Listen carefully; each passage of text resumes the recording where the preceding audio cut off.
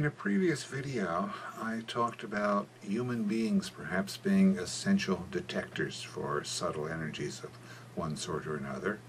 And one of the ways you can train people to be more sensitive is various kinds of mindfulness training. A classical, traditional form of mindfulness training is what we call meditation. Now, the word is used quite loosely, but I'm going to use it in a general sense here, simply to mean techniques for quieting and exploring your mind. I had tried personally meditation techniques because I thought I should have some personal understanding of this, not just an academic understanding. And by the 1980s, I'd basically decided that whatever special talent it took to be a meditator, I didn't have it. And I'd read the books, I'd gotten instructions from some of the famous meditation teachers, and meditation for me was a time when my thoughts raced and my back ached, and nothing of interest happened really. So I'd given up on it.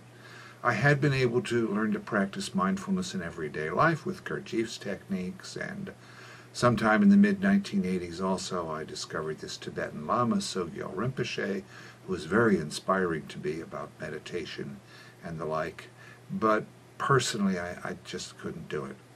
And then I went to a conference in 1986 sponsored by the Archaeus Foundation. It was mostly about subtle energies and research on alternate healing modes or the like. And one of the speakers was this man named Shinzen Young, talking on meditation. I think he'd been asked because one of the researchers knew him and thought highly of him. And I thought, okay, I've heard this stuff before and it doesn't mean much, but I'll go. And a funny thing happened. As Shinzen was talking, it was like the hairs on the back of my neck started to rise up. I got a chill. Because some part of me said, this man is actually speaking from experience. He knows what he's talking about on a real experiential level, not just words. And I realized that while I'd heard brilliant discussions of meditation before from these famous meditation teachers, they, being from the East, had inherited a line of teaching ideas that had been polished for thousands of years, and I couldn't tell whether they actually had the personal knowledge of meditation or whether they had just learned to use a wonderful line. But Shinzen inspired me. He inspired me so much that when he offered 6 o'clock in the morning meditation sessions, I went. And I wasn't much for doing anything at 6 in the morning at that time, especially in the winter when it was dark, and I enjoyed every one of those sessions and felt like I learned something. Well, many years later, I sit and meditate regularly. Shinzen's influence has been extremely important in that. I don't think I'm any kind of advanced meditator, but I feel I can do the basic things pretty well. And I just recognize Shinzen as one of the most brilliant meditation teachers because he's adapted a lot of classical Eastern ideas so they make sense for Westerners. And he did this deliberately. He has a scholarly knowledge, but it's enriched by this direct experiential knowledge. He's been there. So he thought a lot about how do you make meditation relevant for people in the 20th and 21st centuries. And fortunately, he's going to speak on this at the ISSSEEM conference in June, as well as giving a workshop at the end of the conference and morning meditation sessions. What did he do? In a nutshell, he thought about what had happened to Buddhist meditation when it had moved from India into other cultures. So when it moved into Tibet, for instance, it took over a relatively simple culture and basically came in wholesale. But when it moved into China or Japan, it encountered very rich, sophisticated cultures, and it had to adapt to speak the language that meant something in those cultures. So in China, it had to adapt to Taoism and Confucianism. And what had people actually done? And what did that mean for coming into the United States and the Western world at this time? So he thought, for instance, what are the high prestige languages that mean a lot for people? Well, psychology for one, science in general, mathematics. Those are precision sorts of ways for us to speak. And he learned to talk about meditation techniques in those terms. Well, they connected with me.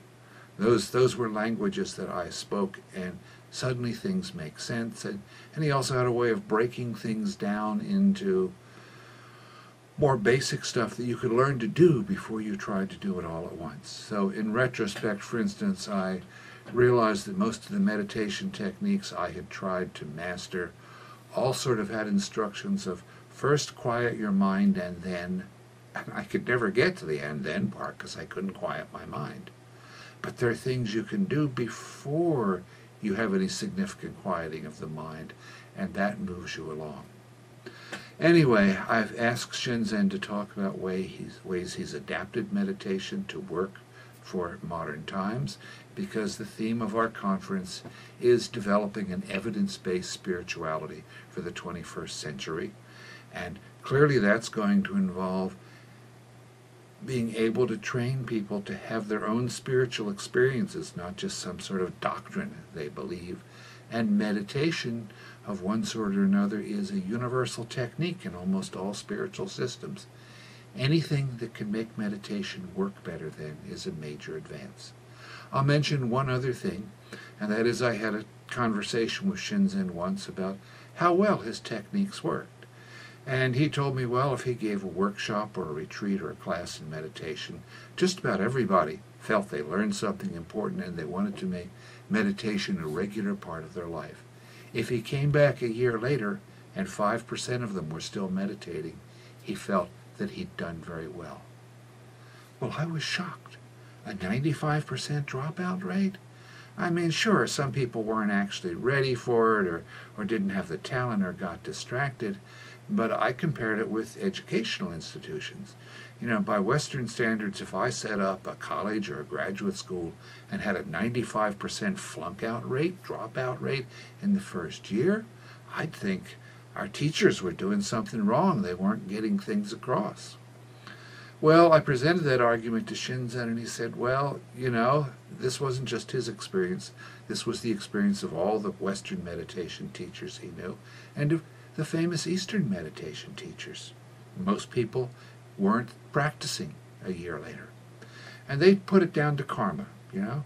If it was your karma from past lives to get interested in meditation, to come around, you'd come around. If it was your karma to stick around, you'd stick around.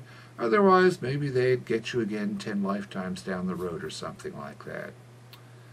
Well, maybe, you know, I think there's some evidence for the idea of karma. But also it's a marvelous excuse for being a teacher who's not very effective and not worrying about it. And karma in general is an idea like that. It can be a tremendous excuse for not doing things and just accepting things as they are. So that's why I became very interested when Shinzen began training people in ways that were designed to run that 5% up. And I hope he's going to talk about particular ways in which that's done in his talk at ISSSEEM. So if you're interested in meditation and feel you have no talent for it, well, I could recommend one of my books that was aimed at people like that. But if you want to get it from a real meditation master, I suggest coming to the ISSSEEM meeting or go to Shinzen's workshops or his website and listen to some of his tapes, read some of his papers, go to a retreat with him or something like that. He's really good at training people in this kind of stuff. And that's real encouraging for the idea of developing an evidence-based spirituality for the 20th century.